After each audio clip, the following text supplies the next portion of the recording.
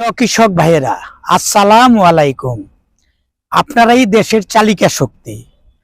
আপনারা আছেন বলেই দেশ এগিয়ে যাচ্ছে। আমি যে কৃষক ভাইয়ের পাশে দাঁড়িয়েছি, দেখুন উনি নিজ বুদ্ধি দিয়ে নিজে আবিষ্কার করেছেন প্রযুক্তি।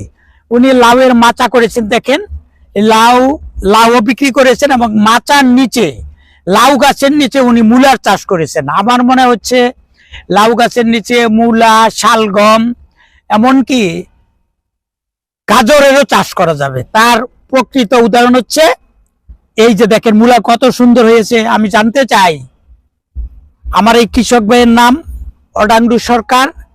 উনি গোলাকান্দালি ইউনিয়নের পুরাব গ্রামের বাসিন্দা। উনি সরিষা সবজি ওনার প্রধান, বিশাল লাউ চাষ করে থাকেন। যখন সময় পান সারাক্ষণই মাঠে থাকেন। তা আমি জানতে চাই, বাবু আপনি যে এই লাউ গাছের মাচার নিচে আপনি মূলা চাষ করেছেন, আপনাকে ধন্যবাদ। তবে এই পর্যন্ত কত টাকার মূলা বিক্রি করছেন বলবেন কি? এই পর্যন্ত 2000 টাকার মতন বিক্রি করছি, আরো 2-3 হাজার টাকা বিক্রি আসবো। আচ্ছা, লাউ তো আপনি 4-5 হাজার বিক্রি করেন। আপনার বিশাল টাল দেখছি আরো সামনের দিক দিয়ে, ওদিকে একটু লাউয়ের টালটা, হ্যাঁ বিশাল লাউয়ের মাথা দেখছি।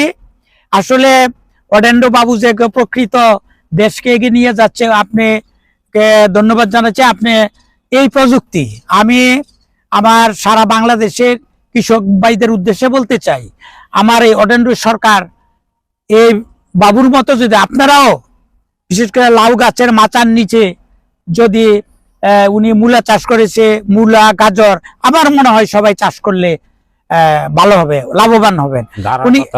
হ্যাঁ, এবং বাবু এই ব্যাপারে আপনার কৃষকদের কোনো পরামর্শ থাকলে বলেন। কৃষক অন্যান্য বাইরে কি আপনার মতো? হ্যাঁ, আমার মতন এরকমের ভাবে যদি করে, হ্যাঁ, তাইলে লাভবান হইব। আচ্ছা, ধন্যবাদ অডাংডু সরকারকে। আর উপজেলা কৃষি অফিস রূপগঞ্জের পক্ষ থেকে আপনাকে আরেকবার ধন্যবাদ জানাচ্ছি। আপনার যে কোনো সমস্যায় আমরা আপনার পাশে আছি, আমাকে ফোন দিবেন। আপনার সমস্যা আমি এসে দেখে সমাধান করে দেব। অনেক ভালো থাকবেন, ধন্যবাদ।